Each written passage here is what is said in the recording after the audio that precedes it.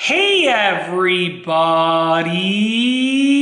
I'm here today to show you how to repair a cut extension cord. This will be an easy tutorial, so let's get right into the video. As you can see right here, I have an extension cord that has been cut.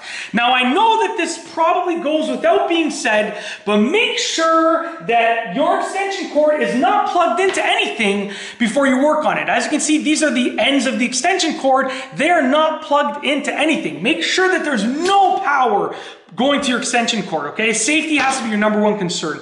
So what you want to do is you want to start off by cutting a little bit more off of each end of the extension cord, and this is to prevent any damaged wiring. So I like to go on either side and just trim back, I don't know, like an inch or two on both sides to make sure that there's no damaged wiring, because as you can see where it was cut right there, there's some damage to the wiring. I don't want to use that. So just go back. I mean, at this point, you're already repairing it. So whether you lose a couple of inches or not is not a big deal.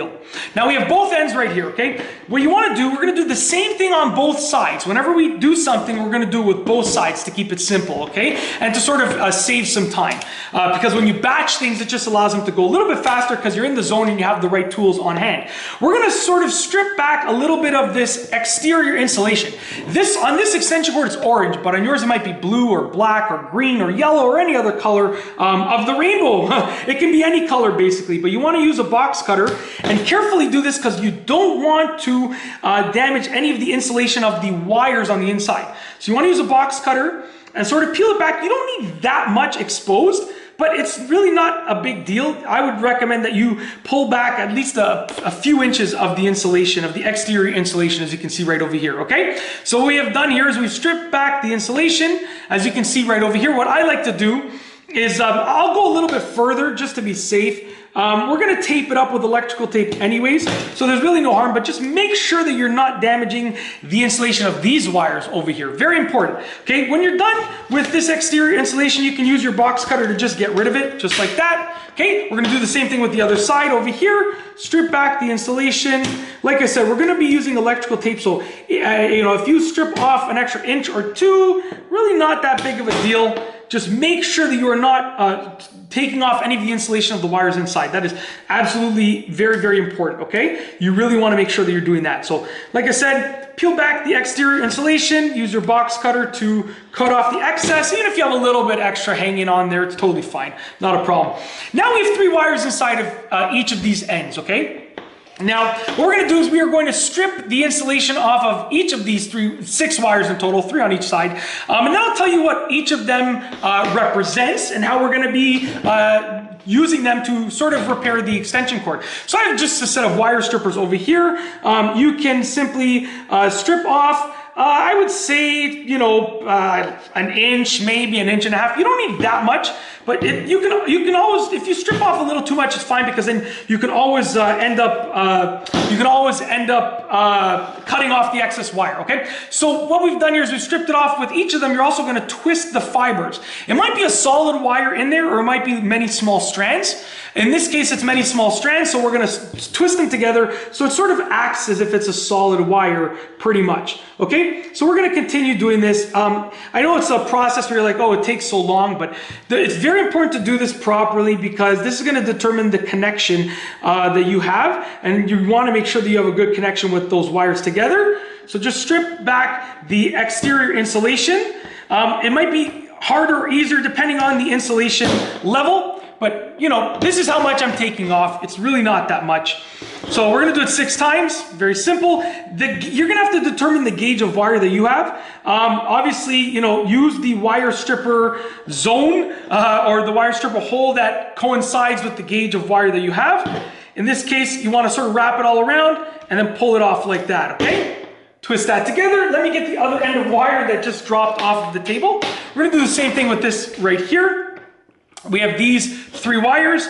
Once again, you get your wire strippers, very simple. It's really not a difficult thing to do. Like if you're doing this the first time, it might take you a little bit longer because you're doing everything, really, really slowly, which is totally fine. Once you've done it a few times, it's actually really simple, and then, you know, it doesn't take that long. If I wasn't doing this video as I was doing this entire process would take probably about 5 minutes, but because I am sort of speaking and explaining and taking my time to show everything in a very slow and sort of well-mannered fashion, it's taking a little bit extra, okay? But it's really not a long process, and I've seen so many people throw out their extension cords because they cut them, and your extension cord is still good if it's been cut with the right repair. I mean, if it's been cut, don't continue using it, but once you've repaired it, you can continue using it, okay? So now we've stripped off the insulation of all 6 of these wires. Very simple. So on each end, we have 3 wires. We have a black wire that represents the power, okay, or the hot. We have a white wire that represents the neutral, and then we have a green wire that represents the ground. Now, in some cases, depending on where you live, the black wire might be replaced with a red wire, okay, which would represent the hot. But basically, you're gonna have a black, a white, and a green, okay? Black is hot or power, white is neutral, and green is ground. On both sides, it's the same thing. This is where it gets pretty easy. We're gonna need some wire connectors. I like to use some twist-on wire connectors like these. They're really easy to use, and some electrical tape, okay? So we're gonna take our greens, our 2 green wires, we're gonna connect them together. So take your 2 green wires, check this out. 2 green wires, okay? And you wanna connect them together, so just twist them together. Twist them together. You can also, if you have full wires instead of strands, you can also use pliers to sort of twist them together. Like you would take your pliers and you would twist them together like that, which is also totally fine. Because I have these strands, I'm going like this. Like I said, if you had the pliers, you know, you would take them and you twist them like that. If you have full wires, that might be a little bit easier, but I'm using my fingers. Once you've done that, take your wire connector, your twist-on wire connector, put the wires inside of the inside. There's gonna be a little metal piece inside with some threads on it, and twist clockwise, nice and tightly. You want this to be nice and tightly in place. We've now connected the 2 green wires, okay? Now we're gonna get the 2 black wires. We're gonna twist them together. So we got our 2 black wires. You can see right here. It's a little bit hard to see because I didn't leave that much wiring because I don't want to have a ton of electrical tape.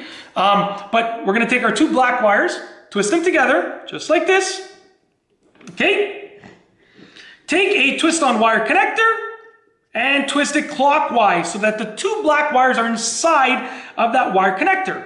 Last but not least, take our 2 white wires, okay, our neutrals, twist them together, just like that. Very simple. You can see the strands are all nice and together.